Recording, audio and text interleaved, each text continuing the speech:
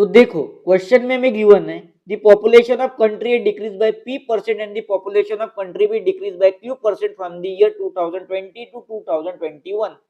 Here p is greater than q. Let x be the ratio of population of country A to the population of country B in the given year. What is the percentage decrease in x from 2020 to 2021? वर्ष 2020 से 2021 तक देश ए की जनसंख्या में p% की कमी हुई, देश बी की जनसंख्या में q% की कमी आई. यहाँ p q से अधिक है. मान लीजिए x दिए गए वर्ष में देश ए की जनसंख्या और देश बी की जनसंख्या का अनुपात है 2020 से 2021 तक x में प्रतिशत की कमी कितनी है ये हमें पूछा है.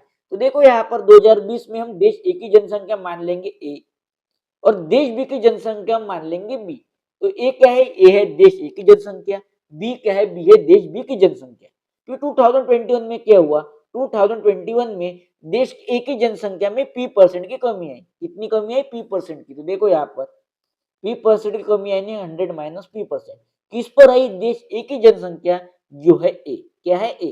तो देखो यहाँ पर देश ए की जनसंख्या में p% की कमी आई.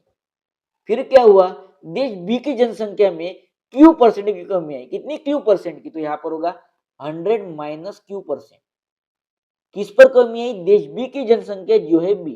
तो देखो यहाँ पर देश बी की जनसंख्या पर q% की कमी आई. यह है रेशियो 2020 और 2021 का, यह है रेशियो. तो देखो यहाँ पर परसेंट से परसेंट कैंसिल, ए से ए कैंसिल और यहाँ पर बी से बी कैंसिल. अब हम करेंगे क्रॉस मल्टीप्लाई. तो देखो यहाँ पर होगा 100 minus q is to 100 minus p. देखो यहाँ पर 2020 की पॉपुलेशन है 100 माइनस q और 2021 की पॉपुलेशन है 100 माइनस p. और हमें क्या फाइंड करना है, हमें फाइंड करना है परसेंटेज डिक्रीज फ्रॉम 2020 टू 2021. इसका फॉर्मूला होता है 2020 और 2021 के पॉपुलेशन का डिफरेंस डिवाइडेड बाय 2020 की पॉपुलेशन मल्टीप्लाई बाय 100.